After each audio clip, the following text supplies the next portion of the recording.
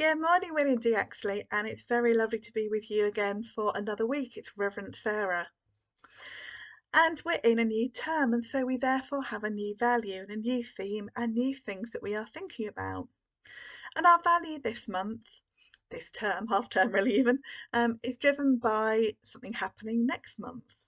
In the middle, bang smack in the middle of next month, actually, a date that's celebrated every year, which is the 14th of February, which is, of course, Valentine's Day, named after St. Valentine. And so, therefore, our value for this term is that of love, thinking about the value of love. Now, love is something that we think about in our school a lot because it's within our value statement, within our motto. And it's within the verse that we've chosen from the Bible to be the verse that we think about who we want to be as a school. But we want to do everything in love. And our motto is, of course, with all our hearts.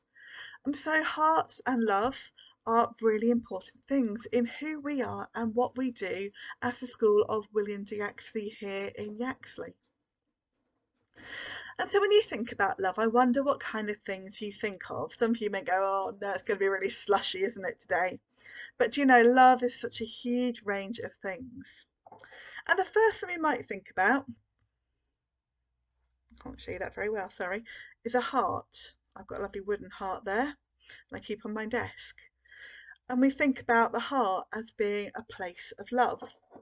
We know the heart is so important in everything that we do to keep us alive. But when we talk about love, we often have the symbol of the heart of love. When we're thinking about love, it might be that we think about how we act or who we are with others. What kind of things do we do that show them love? And of course, that will be different things with different people. We might think of things that we've been to or things that we've done that remind us of love. Maybe we've gone to a family event to celebrate with somebody because we want to show our love and our support and our care for them. Maybe we've been to a wedding. Maybe you've been to a wedding here at St. Peter's and you've seen a couple making their own vows to love each other for the rest of their lives. And maybe there's something from that that you thought about, wow, isn't that amazing? Well, my husband and I have been married for 23 years this year, not quite 23 years, but 23 years.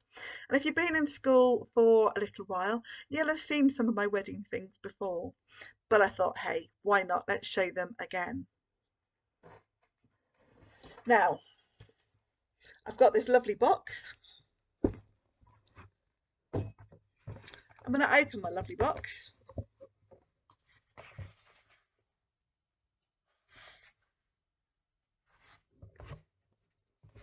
We find a book.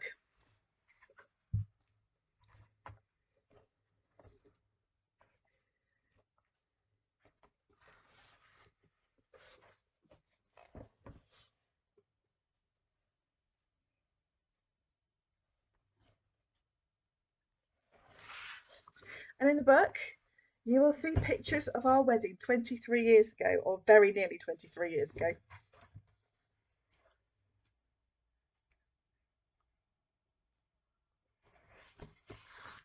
It wasn't around here that we got married, just in a place called Red Hill in Surrey. It's a place that both my husband and I were living at the time, and it was in a very beautiful church you can see by that window. And so I have things that remind me of that day. Now, if you know me well, which you should know me fairly well by now, to be honest, I've been doing video assemblies and assemblies in school for quite some time. You will know that I love Disney. What you may not know is my husband loves Disney even more than I do. And so on the top of our wedding cake was this.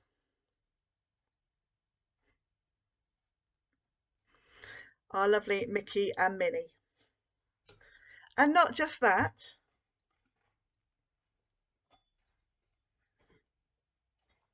oh, try not to injure myself with them.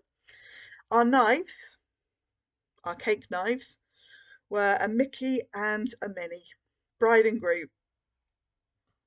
There you go.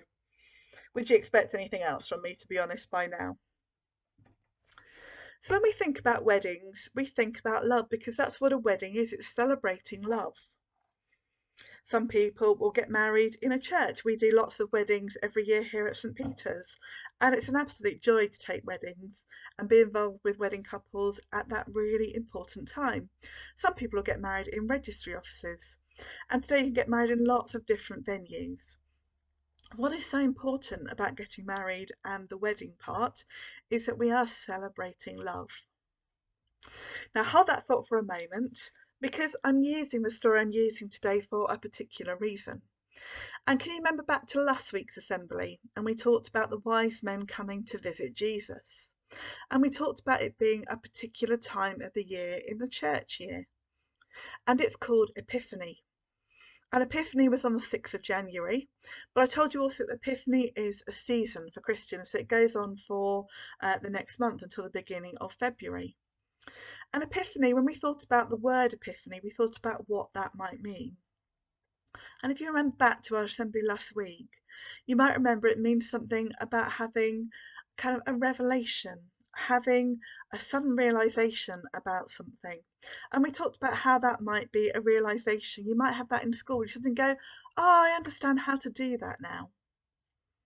Or it might be something along the way that you suddenly realize and understand something that you've never really understood. And we all go through that all of our lives because we are always learning and growing as people. So I also use the word there, revelation, because Epiphany is a time where we learn more about who Jesus is. And there are specific stories that we think about during this time of Epiphany in church. And one of them is a story that I'm going to use today, a story which talks about love, but also talks quite a lot about who Jesus is. Because during Epiphany, Jesus is being revealed as the person that he is.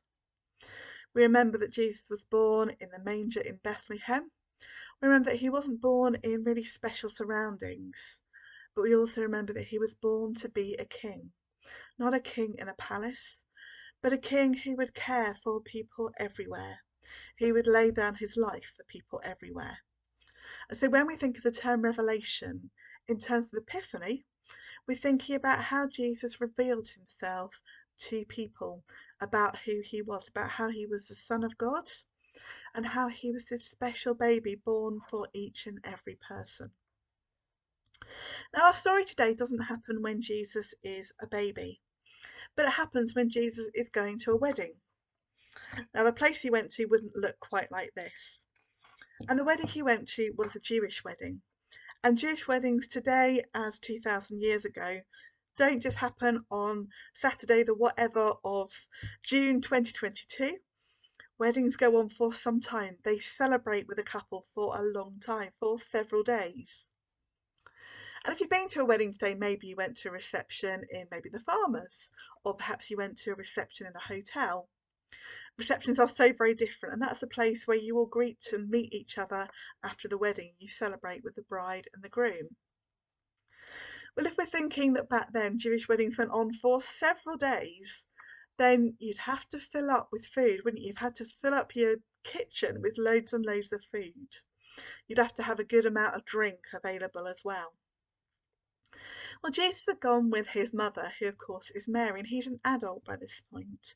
He'd gone to a wedding of some friends.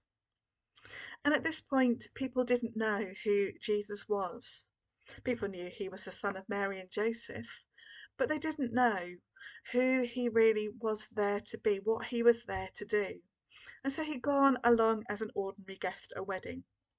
And I don't know about you, if you've been to a wedding, maybe you get something new to wear. Maybe you buy a present for the bride and the groom and you wrap it all up. Maybe you've got to travel quite a long way to get there, and maybe you stay in a hotel for a couple of nights. I got to do that last year for my goddaughter's wedding. It was lovely. And then I got to celebrate with them on their special day. So maybe Jesus had done all of that with Mary, and he'd gone along with some friends to this wedding. And the wedding was going on, and it was obviously not just a few hours, it was like several days. And what happened is that they'd run out of wine. Oh my goodness, they poured the wine and nothing came out.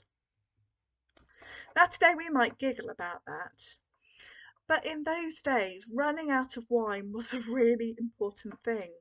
It kind of meant you hadn't planned enough.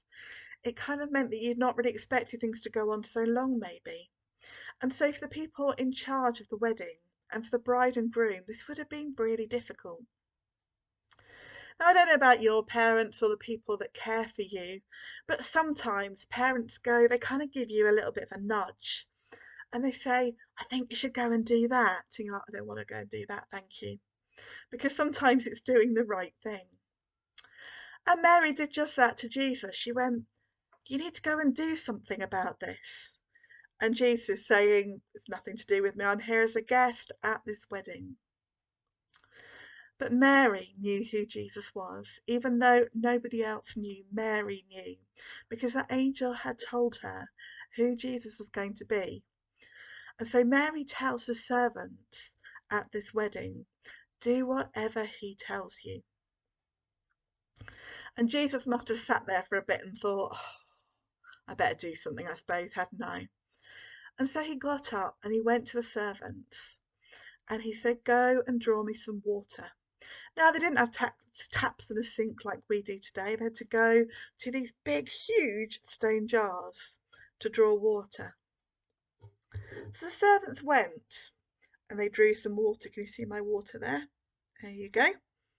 They drew the water they were told to. And they were told to put the water into jugs, much bigger jugs than this. But they were told to put the water into the jug. So they did what they were told.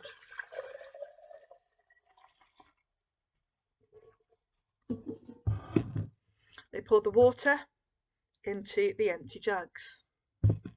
Okay, well, that's not particularly amazing in itself. Yeah, you could give them water to drink, I suppose, but that was not the point. And then Jesus said, go and call over the person in charge of the ceremony. Because sometimes we have people called MCs, Masters of Ceremony, people who kind of oversee all the things that need to take place. So Jesus said, okay, go and fetch this person. And so this person came. And Jesus said, drink some of the wine. And they're like, well, there isn't any wine. But Jesus said, no, drink some. So they got the jug, they got their glass.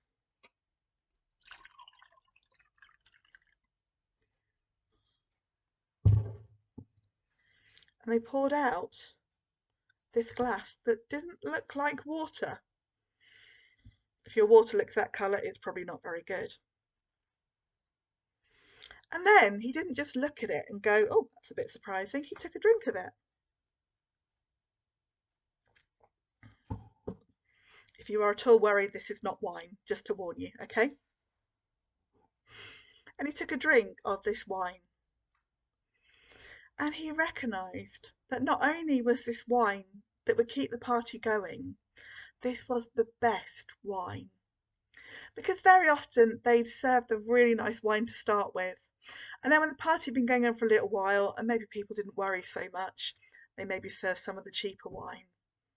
But the person in charge of the wedding realised that this was the very best wine. And by doing this, Jesus kept the wedding going. It also meant that the bride and groom could keep celebrating. They didn't have to worry, and that the family didn't have to worry. There'd be no dishonour on them. But Jesus was also showing something about who he was, about what he could do.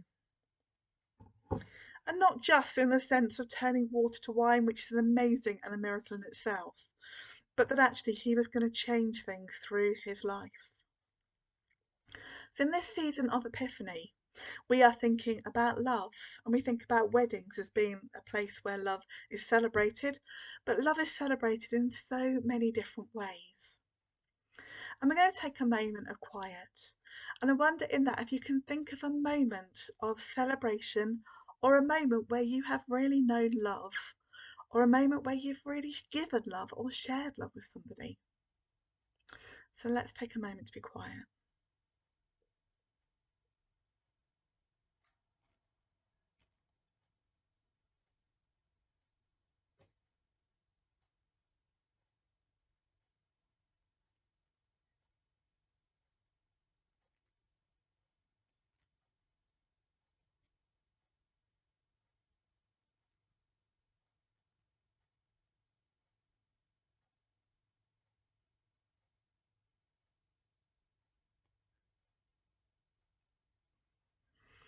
I wonder what kind of things you thought of.